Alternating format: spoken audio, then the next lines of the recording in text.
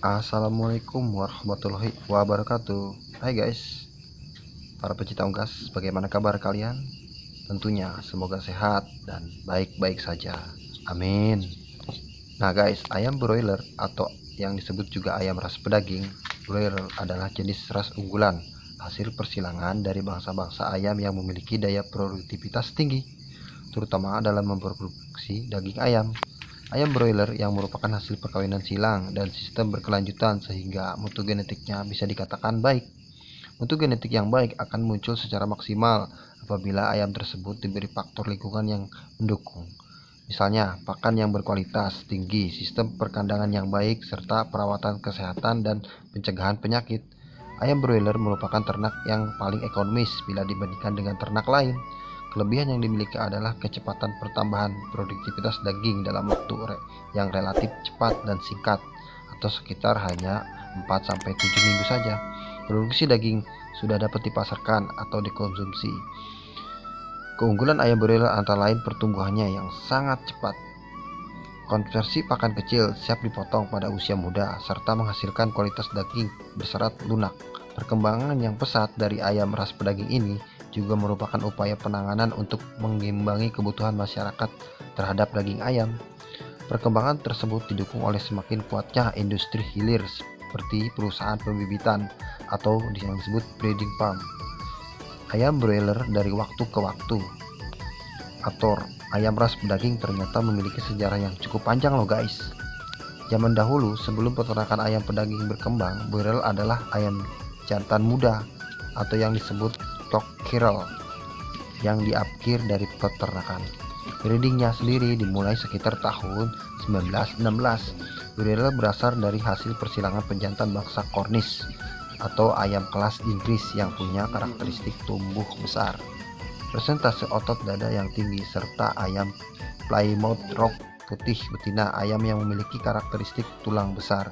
Daging ayam hasil persilangan ini mulai diperkenalkan pada tahun 1930-an dan menjadi populer pada tahun 1960-an. Pada tahun 1800-an sampai 1900-an di Eropa dan Amerika, unggas dipelihara pada skala rumah tangga atau sistem backyard farming. Ayam hidup dan telur ayam digunakan untuk mencukupi kebutuhan keluarga dan kelebihannya dijual ke para tetangga guys. Pada tahun 1980-an sampai 1930-an merupakan awal dari produksi ayam broiler. Tingginya permintaan telur menyebabkan lebih banyak ayam petelur yang dipelihara sehingga ada kelebihan jumlah ayam jantan guys. Petani menjual kelebihan ayam jantan tersebut sebagai unggas penghasil daging. Selanjutnya terjadi peningkatan permintaan ayam pedaging. Petani menyadari bahwa sebagian jenis ayam sesuai untuk menghasilkan telur, sedangkan lainnya sesuai sebagai penghasil daging, sehingga ayam dipelihara dengan single purpose, yaitu sebagai penghasil telur saja atau layer, atau daging saja broiler, sehingga produksinya lebih berfokus pada efisien. Ayam dual purpose kurang populer karena produksinya sedang. Telur dan ayam dijual di pasar lokal waktu itu guys. Pada tahun 1940-an, seleksi genetik, peningkatan nutrisi, ilmu kesehatan hewan, dan kontrol lingkungan mulai diperhatikan pada tahun 1940-an. Untuk meningkatkan performa broiler, pada tahun 1945, pengusaha Amerika pemilik Atlantic dan Pacific Tea Company menyelenggarakan kontes bertema Chicken of Tomorrow. Babak kualifikasi berlangsung pada tahun 1946 sampai 1947, sedangkan final pada tahun 1948. Penilaian broiler berdasarkan pada beberapa faktor, antara lain laju pertumbuhannya, konversi ramsum, produksi daging dan dada dan paha. Pembibit yang unggul dalam kontes tersebut antara lain Peterson, Huntress, Coop, Hubbard, Bill, dan Arpos Acres. Seleksi dilakukan secara sederhana melalui metode mass selection berdasarkan karakteristik individu saja, yaitu dengan memilih ayam jantan dan betina dengan bobot terbesar sekitar 20-40%. Sifat dapat terkontrol dengan seleksi sederhana ini. Departemen Pertanian Amerika Serikat (USDA) mengembangkan sistem penilaian karkas grading broiler pada tahun 1949 dengan tujuan untuk membantu konsumen mengetahui kualitas karkas dan menetapkan standar yang harus dicapai peternak. Tahun 1950-an sampai 1960-an, industri ayam broiler mengembangkan sebuah aspek produksi, pemrosesan maupun pemasaran hingga hasil lebih efisien dan menguntungkan. Strategi pemasaran ditunjang dengan TV dan media massa waktu itu guys untuk mempromosikan konsumsi daging ayam dan telur. National Broiler Council didirikan pada tahun 1954 untuk menstimulasi permintaan konsumen. Namanya diganti guys menjadi National Chicken.